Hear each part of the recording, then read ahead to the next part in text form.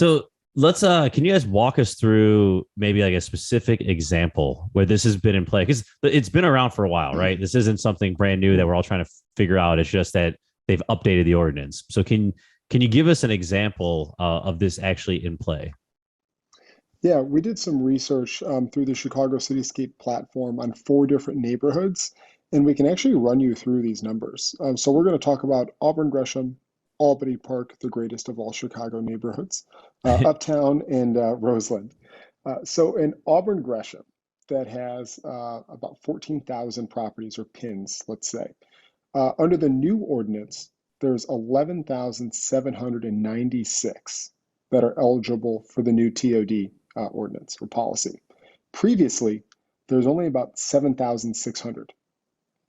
Now, So another $4,000 now qualify for everything we just talked about. Correct. And now, all of those might not have the correct zoning. We're just talking flat parcels that are eligible.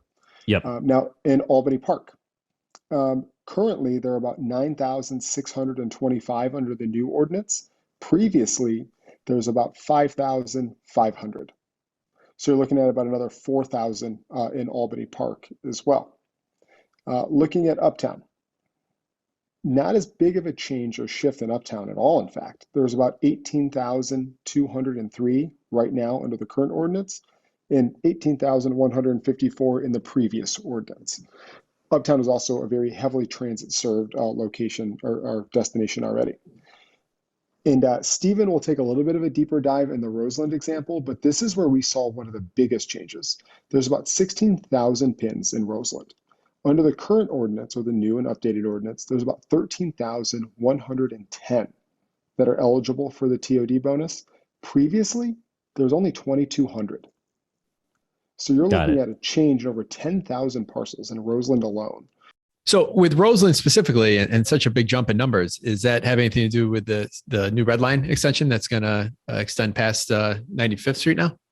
It has a lot to do with that. So our math or our calculation, our mapping does include the 4 new stations that would be built for the red line extension.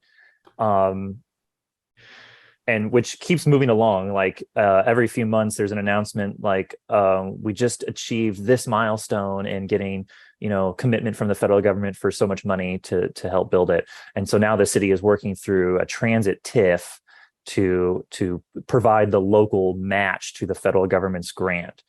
But that aside, the city is also working on a station area master plan for those 4 stations that coincides with this policy to, again, promote denser housing development near high capacity, high frequency transit service. So when you're spending $3 billion, you want to make sure that people take advantage of it by being able to live close to it. And so the city has also selected Roseland to be an Invest Southwest community area. And so some things are happening with that. There's a new public space. It's going to be a new park that's going to be built on along Halsted, which is the main business corridor in Roseland. And then the Roseland Medical District has a plan to expand as well. So there's some momentum going on there that will make it more attractive to invest and to live in Roseland.